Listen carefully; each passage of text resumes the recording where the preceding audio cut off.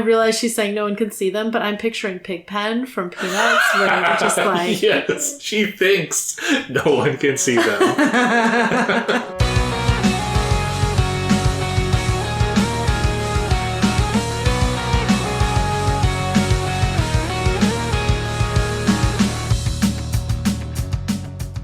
Welcome to Inchworm, the podcast in which we're inching through worm. I'm Jenny. And I'm Ted. We read Hive 5.5. Ooh, lots of rhyming words. Really enjoyed this one. Such a relief after the previous chapter. Yeah. I mean, it was like, in a lot of ways, it was like a setup chapter, but just, very enjoyable. Yeah, a smooth transition from Taylor's past life to her new life. Harrowing ordeal to her totally chill fight alongside other supervillains. Yeah.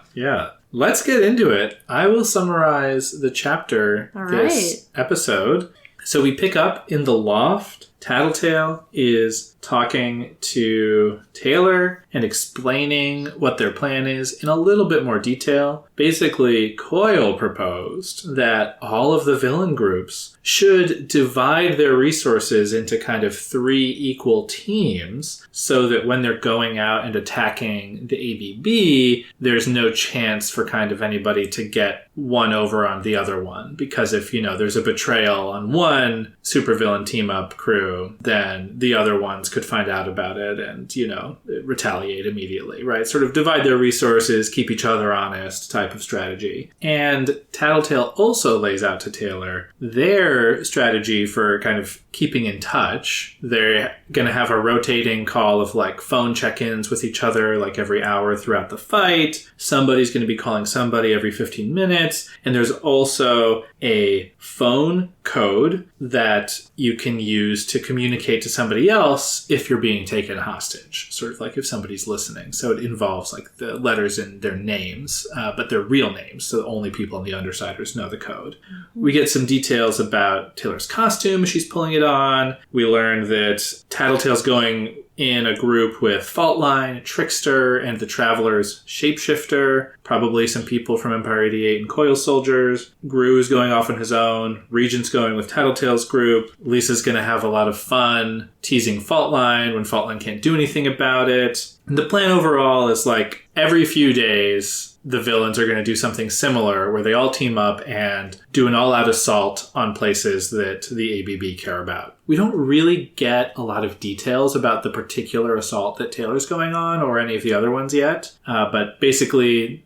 the villains are all ganging up. They're going to attack the ABB, and that's what we're going to find out in the next chapter or two, probably. Brian's also at the loft getting ready. He checks in with Taylor. Are you going to be okay dealing with Bitch? Because it's just you and Bitch on this one. And they all get in a van, the Undersiders together, and drive off to their various jobs. They're going to drop off Bitch and Skitter first. They have to walk a little bit of the final distance from the drop-off point to the meetup spot because a bridge has been knocked out in the city. And, that's fine. Bitch will have some time to make the dogs bigger. And at first, Taylor sort of talks a little bit to Bitch. It goes okay, but maybe not great. Meanwhile, Taylor's been gathering her swarm. She's learned her lesson. While she's doing that, she noticed her range is a lot bigger than it used to be, which is interesting, and we can talk about more. But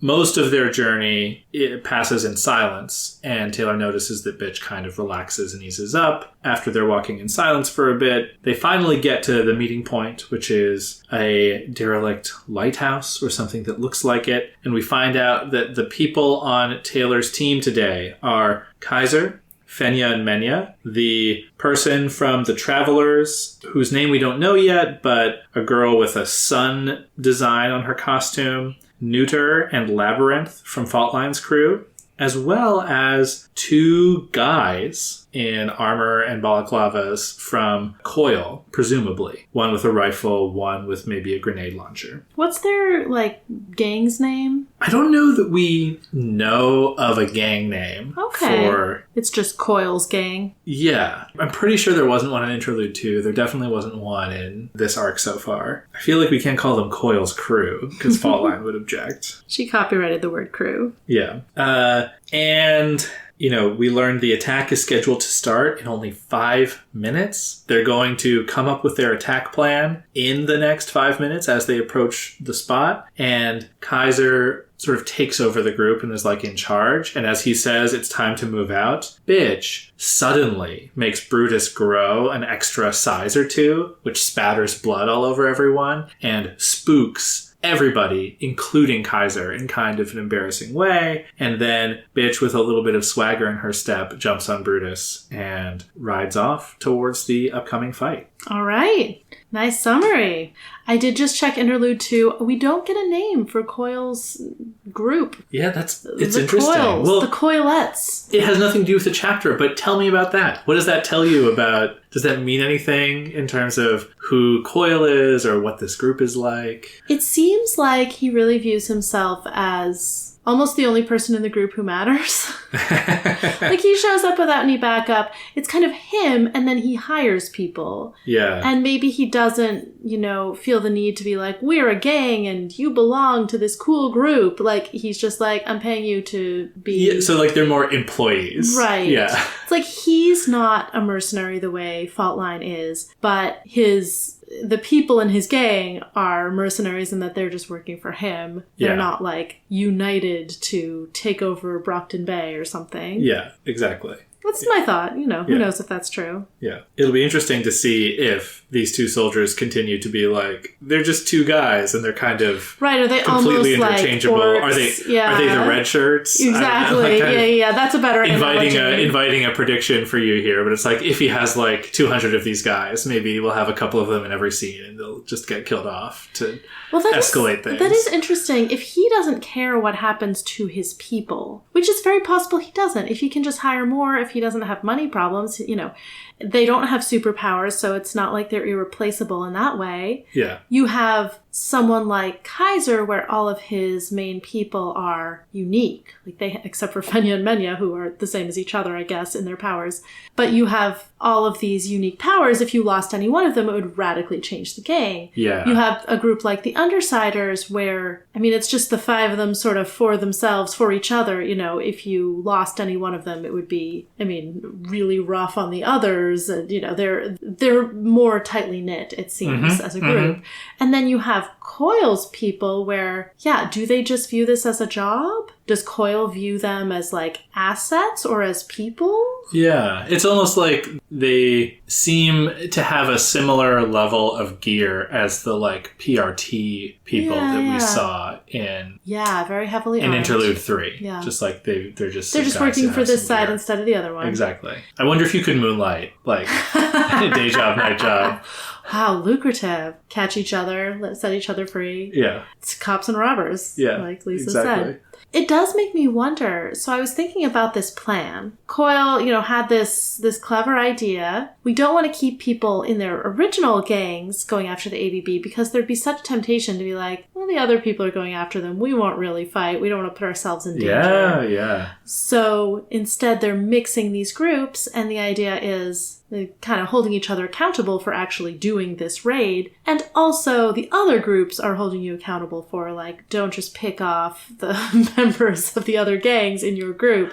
Yeah, exactly. Someone can't just, like, execute Taylor and be like, oops, Loon got her. There's none of that funny business. Right. Unless you don't care about the people you're sending with the groups. Oh, and Coil is the one who proposed the plan. He has the most disposable. So if his people are disposable, if he doesn't particularly care if, like, these, like, 6 people or whatever die, then, I wouldn't expect him to try anything at this raid because they're planning to do this every few days. Right. But I would expect him to try something when it looks like the end might be in sight.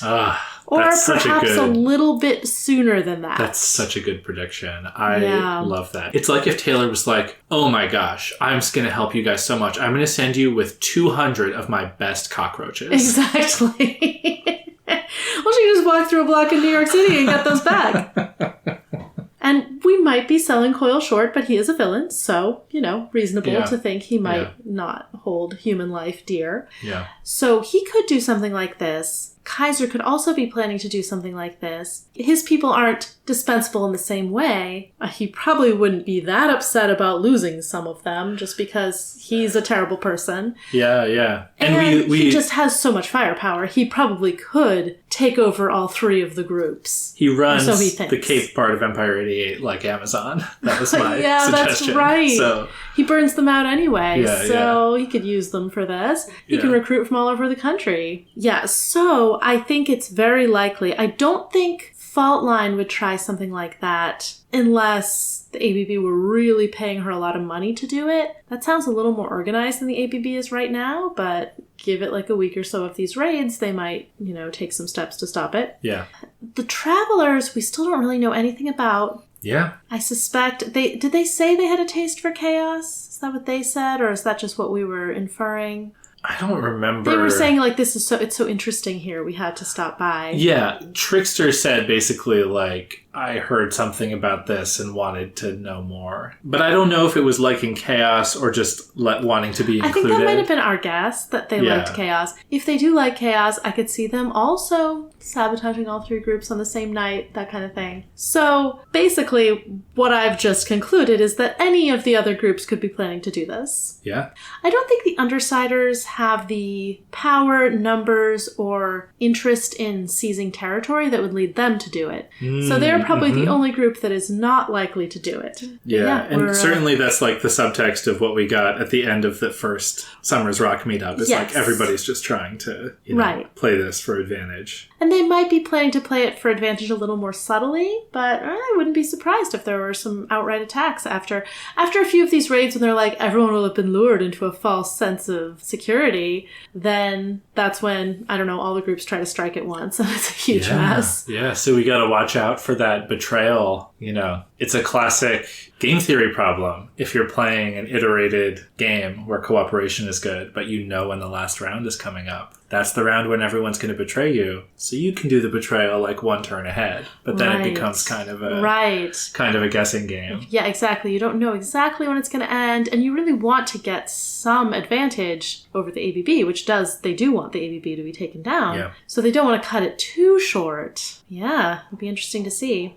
Speaking of the ABB, I am curious what their target is on this raid, because we don't know, does the ABB have headquarters? They did sort of have territory, like the docks was kind of their area. Maybe they've set up camp in a few places, but I don't know how attackable they are, so... That's a really good point. Yeah. We have, no details. Yeah, what we don't know. To do. It's tough. I figured it was a good question to raise, but we can't really answer it yet. Yeah.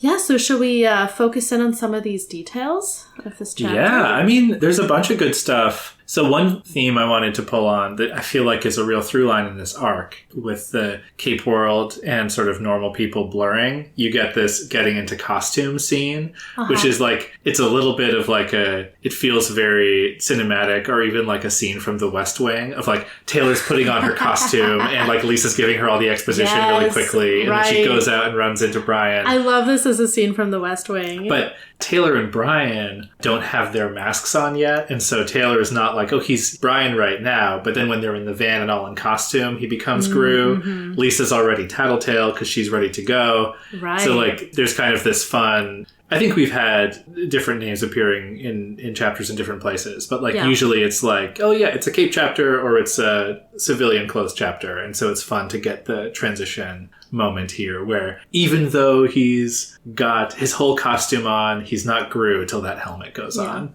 Interestingly, Lisa is Tattletale at the beginning of the chapter, and then she's Lisa when there's the question about, don't you and Faultline have issues? Lisa grinned. So and then she becomes Tattletale again. So I don't know if that's It could be maybe not that careful, or maybe it's that... Taylor thinking of her as Lisa. Or maybe it's just that it is intentional, and Taylor's it's breaking down a little bit.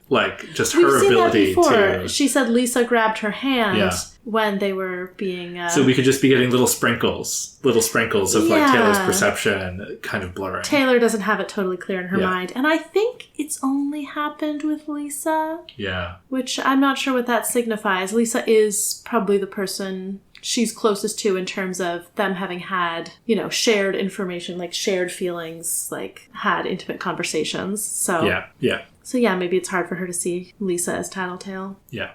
I was very interested in this conversation with Brian. So Brian's concerned about her. Is she ready to go out after her head wound? And Taylor's like, well, I'm not totally recovered, but I'm pissed and I think I'll be less okay in the long run if I don't go out and vent somehow. Which I think is very insightful of her about, she's someone who does a lot of self-reflection, and I think it's probably true. I also think it's a nice microcosm of sort of a larger theme. Yeah. She is taking action in the story. I mean, as a villain, she's taking actions that maybe are potentially unwise, but also maybe she'll be better in the long run for having been able to do these things right now in her life. Even if they're not things that she feels totally okay about, even if they're compromises in some way with her values. Yeah. And it's a contrast to Cautious Taylor. Yes. Very passive, and it's sort of very encouraged, like explicitly by Lisa, like, you have so much potential if only you'd like go do stuff. And here she is. She's like, doing stuff. I want to do stuff. She's been doing stuff. Yeah. And then Brian says, you're going to be all right dealing with bitch on your own. Taylor frowns. I'll manage somehow. Don't show her any weakness or she won't let up on you. I figured as much, I agreed. Okay. Brian, you're not good at dealing with bitch. I was going to ask you about very bad at this. We've seen you basically like choke her out almost and get no results from it. So I realize you think you're giving helpful advice, but perhaps you are not the person to do it. I particularly don't show her any weakness or she won't let up on you. I think tells us a lot about what his interactions with bitch have been like. Yeah. He's trying to be the alpha. He's trying to be sort of a dog trainer figure for her. He doesn't know how to do it. Mm-hmm. But I think this is also, I feel like this is a temptation that a lot of parents face. It's like, ooh, I've set a boundary with my child. I cannot relax that boundary. I can't change my mind about anything because they'll sense weakness and they'll just run roughshod all over me. It's sort of a one-way ratchet. Like, you can never back down. Only get more strict. Yeah. And I think that can sort of lead to badness. Like, I mean, it's a hard thing to navigate, but like, if you kind of get into that mode, you're like, I no longer even believe in what I'm enforcing, but I said it, so now I have, now I have to follow through. And I suspect that's not the way to work with Rachel. We do see Taylor interacting with Rachel later. Do you want to jump to that a little bit? Absolutely. I thought that was very interesting. Well, we get this moment in the van when she makes eye contact with bitch. Bitch just stared angrily at me. It was so intense I had to look away. So much for being on the same page. And then she has this bit about like, do I want to sit next to her or do I want to sit across from her and have to look at her? Yeah. But yeah, what do you make of the... So Taylor had said previously, like, maybe bitch and I are more on the same page today. I'm super mad. She says also, I was pissed at life in general, feeling just a bit off kilter in a way that wasn't 100% the concussion. But then bitch is staring at her in the van, and Taylor's like, oh, so much for being on the same page. We also saw in the Brutus interlude, Brutus thinks that looking away when someone's staring at you is a sign that, like, you are subservient to them. Yeah. So that seems to me like something that could have been happening there, where bitch is like, are you going to back down? Are you going to back down? Yeah, testing her, absolutely. So we don't really get any direct follow-up to that. They get out, they're walking. Bitch says, you're angry. Taylor says, yeah, bunch of stuff earlier this afternoon didn't go the way I wanted. Assholes. Bitch says, should hit him. Teach him to fuck with you. I did, I answered. Knocked one of them on her ass last night. Part of the reason things didn't go so hot today. Story of my life. I kind of love this. I love this glimpse into bitch. Like, yeah, she does think of violence as kind of her first line solution. Yeah. But she also acknowledges, like, yeah, it hasn't gone well for me most of the time. Yeah. Like, it's not really, this is very funny that she's like, yeah, I identify with that. I hit people and it usually goes badly. Yeah, and not to, like, read too much into it, but I do wonder if bitch felt like Taylor beat her, when they had that fight. Yeah. I wonder if things like winning the staring contest and kind of, like, being aggressive towards Taylor, I wonder if she's feeling a little bit more like she's proven either that she's above Taylor or kind of an equal with her. Mm-hmm. And that, like, gives her a chance to open up here. Oh, I can see that. It's sort of like if she feels like she's lowest on the totem pole, her main priority is she's, like, insecure. So maybe she's just a little less secure because she's like, oh, Taylor looked away. Okay. Or she's a little more secure now? Yeah. She's a little more secure now because she's like, oh, Taylor looked away. Like, okay, this is good. This is good for bitch. So then, a moment later, Taylor says, "How do you know I was angry?" "Dunno, looked that way." "Yeah, but you can't see my face." "Way you're standing, I guess." "You gonna get in my case about this?" "No, sorry," I answered. And then after that, Taylor decides to keep quiet. Interestingly, she almost seemed to relax as the silence lingered. Her face lost that slightly angry expression, and she reached over to scratch Brutus on the side of his neck in what seemed a very normal, casual gesture for someone I viewed as anything but. So I feel like, I don't know, there's not a lot of, like, really obvious, like, hit you in the face with it takeaways from this interaction the way there were from that, like, they were hurting dogs, like, you stop them, good, like, that that interaction, I feel like was a little more clear cut in, like, how Taylor was connecting with Bitch. But I do feel like, so they're just kind of having this kind of what passes for a friendly conversation, like, oh, you should hit them, I tried that, yeah, it's a tough one, doesn't always go well. And then Taylor's like, well, how did you know? And Bitch kind of gets a little defensive about, like, what, are you going to get on my case about it? And Taylor says, no, sorry. And in light of Brian's advice, like, that is potentially showing weakness, like saying, oh, no, sorry. And I wonder if that's the reason that Bitch was able to relax a little. Yeah. Sort of the, like, okay, I'm not going to challenge you on this. I don't need to double down on, like, no, tell me how you knew. Like, which I guess would be a weird thing to double down on. But she's able to say, like, oh, yeah, sorry, I didn't need to press you on that. Yeah. Or if you're hanging out with Lisa, Lisa's going to be like, oh, now I know how you knew, and I'm going to tell you. Yeah, that's true. Right.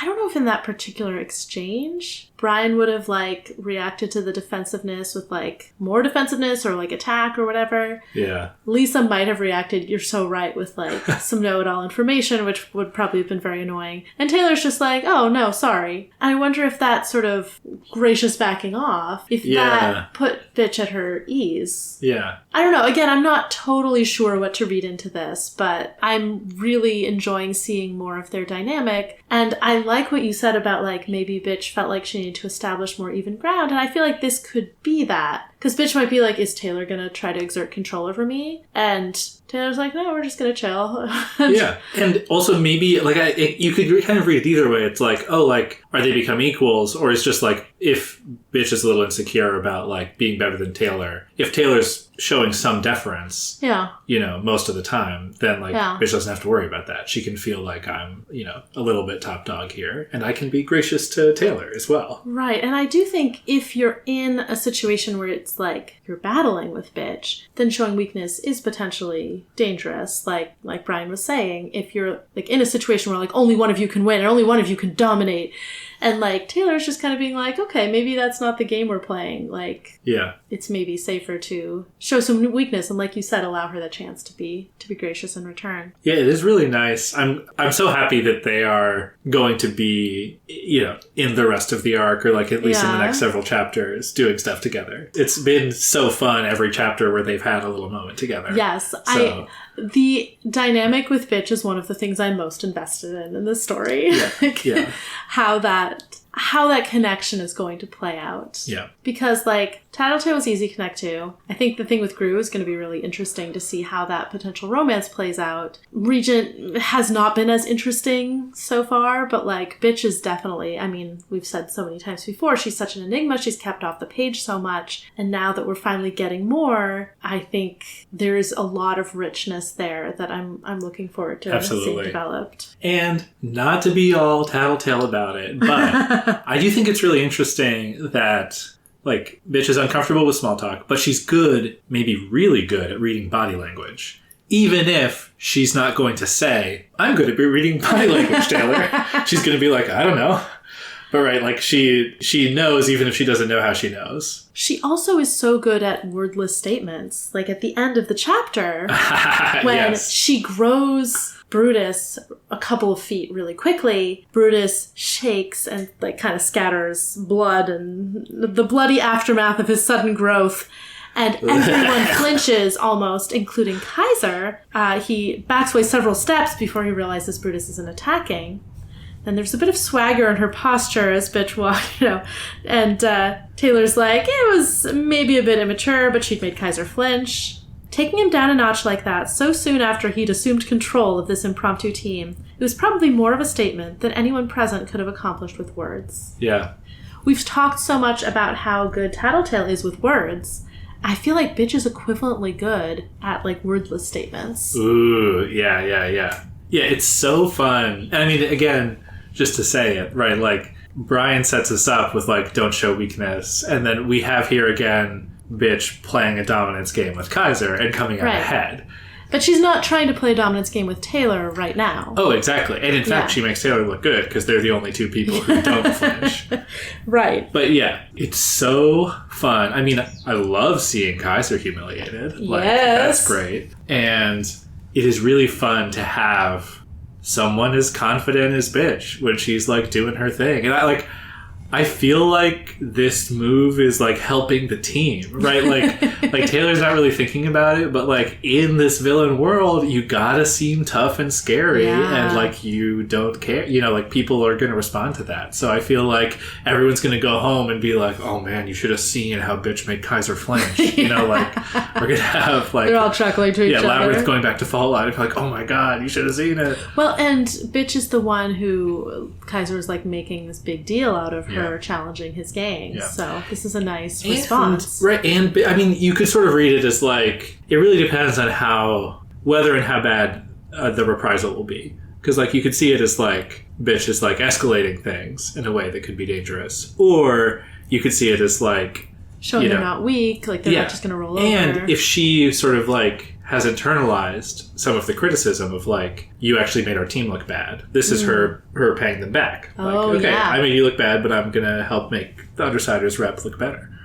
And I bet if Grue were there, he would not like this. Yes. Because he's like, oh, I wasn't expecting that. I'm a control freak. I need to... Yeah. I was listening to our 5.1 episode, and... the real reason he's at the table is that he would never be comfortable letting anyone else do it. He would never let Lisa do it because she's so impulsive. She's so incautious. Like, she might, spark things. He wouldn't trust that. And he just is a little bit of a control freak. Yeah. Yeah. And he can't control Bitch, and that's scary to him, I think. Right. And he wouldn't have thought of this, probably. He wouldn't have been, I think that this is just... Yeah. But he's really nervous about what Bitch is going to do. Yeah. And so any unexpected movement, he'd be like, ooh, is that good? Oh, don't do that. Yeah. I was very curious about Labyrinth. Ooh, okay. So everyone flinches except for Taylor, Bitch, and Labyrinth. Right. So, few possibilities. These guys have interacted with Fault Line's crew before. They could be that Labyrinth has seen the dogs in action, has seen them transform, and just is kind of used to it. Yep. Or it could be that she has some kind of power that means being spattered with blood isn't scary, or that just means she can't really be taken by surprise. Yeah. So, I don't know. We still know nothing about her power. We hear something about, like, Neuter. What a name. Neuter is, like, has dyed his hair cobalt blue. He has cloth wrap, like a kickboxer would use, around his hands and feet, and he's hanging off the wall by his fingertips and toes. All we learn about Labyrinth is that her arms are folded. Yeah. Neuter also orange skin. Neon orange skin. Oh, yes. And a tail. The blue is really setting off. So we get so much description of Neuter, we get, like, nothing of Labyrinth. Yeah, we did learn her costume. I don't think we mentioned it on mic, but she has a dark green robe and a mask with sort of a lines pattern on them. Oh, okay. I didn't remember that. Yeah, hopefully it gets described again once we see her in action a bit. But yeah, good thing to call out that she was unfazed for an unknown reason. Yeah, it could be interesting. I'm not sure. I think that I want it to be that she knows Bitch. Yeah. And, like, was there's expecting some history. This. Yeah, because that's fun. That's always fun. You mentioned the... what was it? Bloody aftermath of the dog growing. Yes. At the end there. I want to read some of the other dog body horror. Yeah. Just because I love it. This is earlier. Bitch was using her power on her dogs. It was really my first opportunity seeing it happen from the beginning. It was like seeing a sausage split its casing, only the casing was fur and skin. Where the rifts appeared, it wasn't just muscle spilling out, but spears and ridges of bone. Some of the exposed muscle shriveled into scaly growths. Yet they kept growing to the point the back of the van was feeling crowded. So gross. In such a delightful way. I love imagining these dogs anew every time I hear about them. And they're having a great time, we know. They love it. That's right. They love it. Speaking of powers and creatures, should we talk about Taylor's expanded powers? Yeah. Yes, so her range is usually 2 city blocks. Today, she reckons, it's just shy of 3.5. That's a significant expansion. Yeah. Tattletale doesn't have an answer for her higher. Immediately. But what is your answer, Jenny? Okay, so I was thinking of a few possibilities. It could be that there's some weird effect of the concussion that's amplified her powers. Ooh. Like, if trauma in the first place is what gives you your powers, it could be that it's possible for additional trauma, especially maybe to your head, to give you expanded powers. It seems a little bit weird, but interesting. I think probably more likely, if it is a Taylor-specific phenomenon, more likely is that the intensity with which she was trying to summon bugs when she was in the storage facility, when she desperately needed bugs and there weren't any, it was almost like strengthening a muscle. And now she used that muscle really, really hard to try to summon bugs when there just weren't any. Yeah. Then she used it while she was sleeping, passed out with the concussion and pain and everything. Also, possibly her head was a little malleable because of the brain damage. Who knows how that works. And then she rested it for a week. She probably hasn't been doing anything really active with her power while she was recovering from the concussion. And now, all of a sudden, it's much stronger. I wouldn't be surprised if that were a permanent effect. Again, of a permanent boost through that process. Yeah, because I don't know that we've seen a lot of evidence outside of maybe Lung of getting stronger over time, and that's kind of a specific each transformation, right? Yeah, and we do know powers have limits. Regent was I can't use my power for a while after I got the kickback from it. But yeah, we haven't necessarily seen Regent be in every 6 months I can do more, Right. So it'll be really interesting to see, but it could of course just be a Taylor specific thing. It'd be really interesting to see if there are people with types of powers like this that do get stronger over time, or if it is I think we heard that Fista was improving her control. Right. So there is scope. There is improved precedent skill. for improved skill in that way. Alternatively, it could be there's something going on sort of citywide, there's some sort of ambient power-related energy. We still don't know how powers work, and this chapter actually gets into that a little bit. We don't know what makes it possible for people to get a power in the first place. We don't know why some people can and others potentially can't.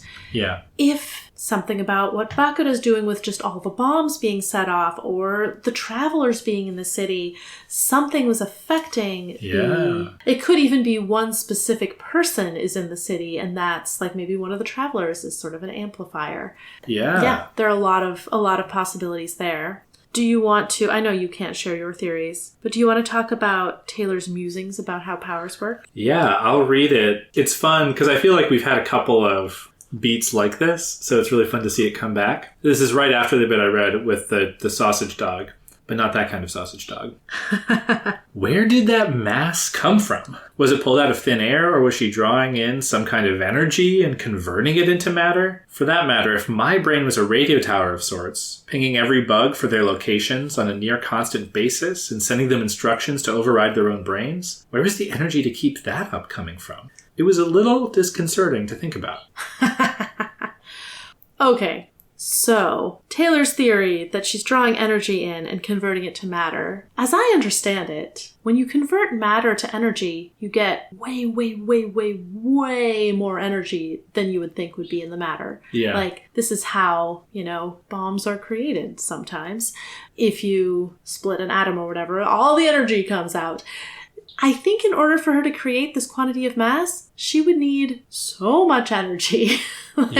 A really unfathomable amount of energy that it doesn't really even make sense as an explanation. It's not like she can be like, ooh, I'm just going to work my brain hard and then I'll create matter. Like, that's not really an equivalent. And I mean, I think we talked about it with like Lung's power too. It's like, what is, like, how is he turning, how is he so big now? Right, it's the same kind of thing. It was making me think, like, this is why the Animorphs had to have Z-space, our favorite concept, which is like, oh yeah, there's just sort of matter floating in this like sort of not exactly an alternate dimension, but like it's sort of like you can draw it out dark of there matter-ish, and put it back like it's there. out there, yeah, because you can't just create matter from nothing, and you certainly can't create it from a small amount of energy. Right.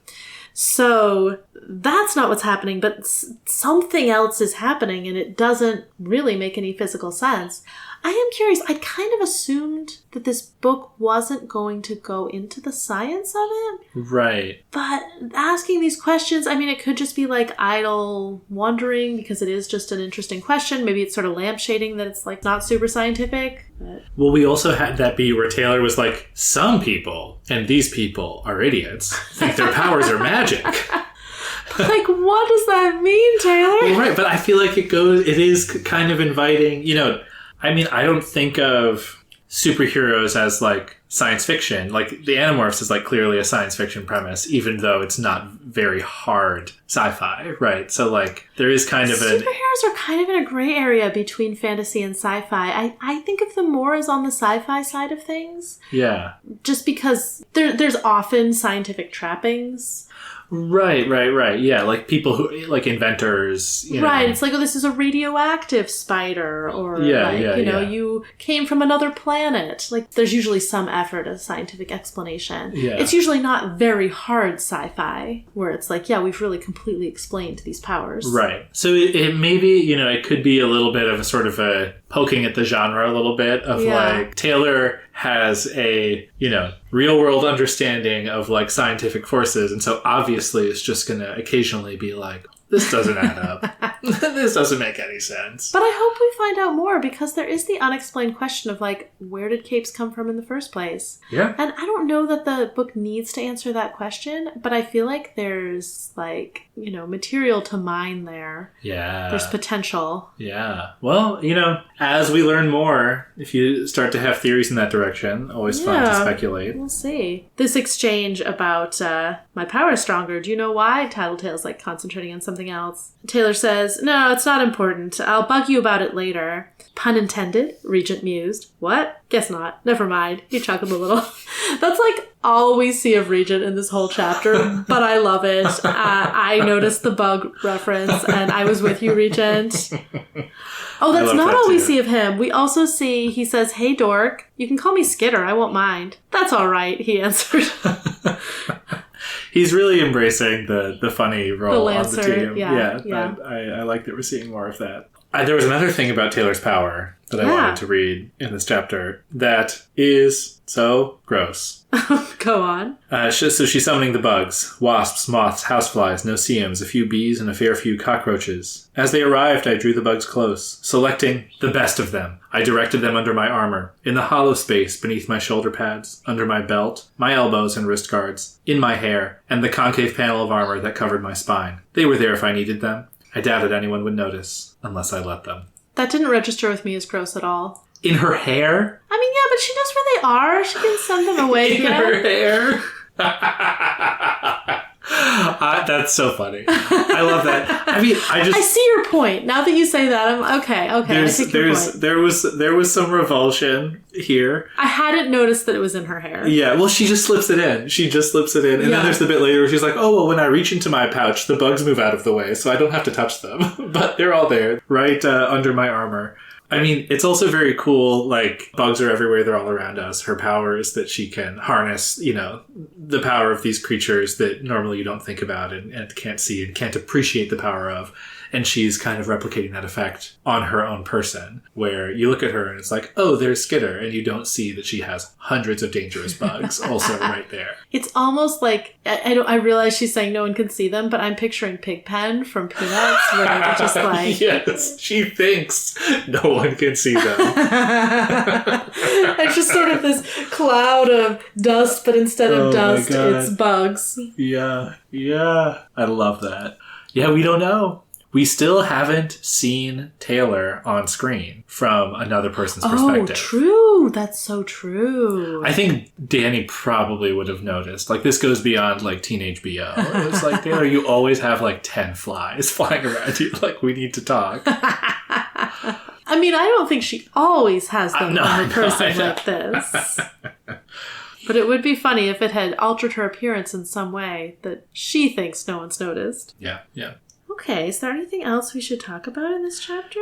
I don't know. I mean, we learned that Skidmark's team is called the Merchants. It was the first time that came up. Oh, yeah. But it's just maybe good to know. I mean, pretty, like you said, sort of a transition and setup chapter. Yeah, definitely leading up to a fight. I'm looking forward to that. We haven't seen Taylor fight with her bugs in a long time now. Yeah. You have any particular interest in any of the crew of people that are joining her? Well, I mentioned Labyrinth. I'm curious about Labyrinth because she didn't flinch and because we know nothing about her power despite having heard her mentioned several times. We don't know what the Sun Girl's power is either. The girl from the Travelers with the sun design on her costume. Yeah. Red suns on black form-fitting armor. We have no idea. But Taylor also doesn't know, so it's less of a just, the narrative is being secretive. I'm really curious to see how Neuter performs. I'm glad that we got one of Neuter and Gregor. I'm sad we didn't get both. I know. Apparently they're really effective as a pair. I know. They're in love. That's why you have to split them up. Yeah, right. Yeah. Their love is too strong. Well, it's just because you need the accountability of, Gregor will really care if something happens to Neuter. That's true. I hope it doesn't. Speaking of the girl with the suns on her costume. Yeah. What do you make of the cape name Sundancer? I bet that's her. What? What? Sundancer. She makes really good independent films. And how does that come into play in a combat situation? Everyone's distracted talking about the films. No, I wonder if she is... I don't know how this would connect to suns. The image that came to me is sort of someone who can almost move as if there's less gravity. Ooh. Sort of like what... Moonwalker. Moonwalker would be actually a better word for that, yeah. Though now I'm picturing John Carter of Mars kind of jumping like mad across the planet, which was completely ridiculous. Sundancer, I almost want her to be solar powered. Cool. And then, this is sort of what we saw with batteries, so I guess it wouldn't work like that, where it's just the sun gives her power and then she's extra strong and fast. Yeah. Maybe she can direct the sun's light, into people's faces and stuff. Interesting. It would be very limiting to only be able to work during the daytime. Maybe she can direct all light. Yeah. Which, again, more effective when there's sun, but yeah. Yeah.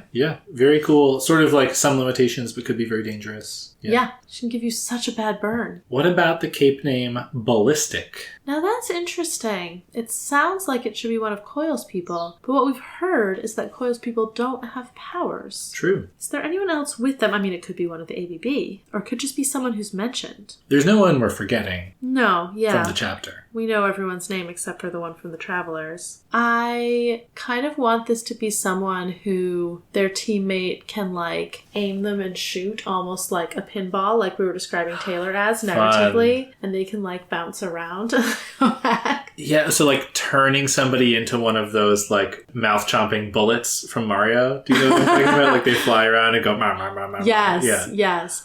Or someone who can slightly adjust the path of bullets in the air after they shoot one. So cool. Really dangerous because, as you know, the weakness of all supervillains is that they can't aim. Yes. So if you can adjust for that, you're unstoppable. Oh my gosh. Yeah. That would be a cool power, though, for Coil to hire onto his team if he was open to it. Oh, yeah. Considering they're all just basically stormtroopers. Yes, exactly. This would be a stormtrooper who could aim, which is the horror. Exactly. So there's also a possibility that this is someone who can bounce like a basketball. Yes. Yeah. Putting the ball in ballistic. Exactly, yeah. And having a ball while doing it. Oh, yeah. Wonderful. Well, those are some new cape names. I can also tell you what is coming next in the next chapter. However effective bitches power play. The others caught up with us within moments. That's what I have to say. Yeah, I mean, I think they're going to go have a fight. And I think it's going to go pretty well. Okay. I think a lot of the focus is going to be on these people who we've never seen fight before and how their powers work. And hopefully Taylor and Bitch, and well, hopefully everyone will be under some duress, because that always makes for interesting combat. People really have to fight hard. So it's not going to be like fighting Uber and Leet. I think it'll be more of a... Sure. Yeah. There'll be more danger. There'll be a tough challenge. All right. That sounds pretty exciting. I guess if we're facing the ABB, I hope we face Oni Lee. Ooh. Because we fought Bakura, we fought Loon. It's about time. By we, I mean I was there and I helped. Of course. It was very helpful. And we haven't seen Oni Lee in action yet, so I think it's time. Nice. Solid prediction. Thank you. And we'll find out next time. Next time on Inchworm. Worm is a web serial by J.C. McCrae. You can read Worm at parahumans.wordpress.com and support the author at patreon.com/wildbow. Follow us on Tumblr and Blue Sky at Inchworm Podcast, or find our Discord link and any other updates on inchwormpodcast.com.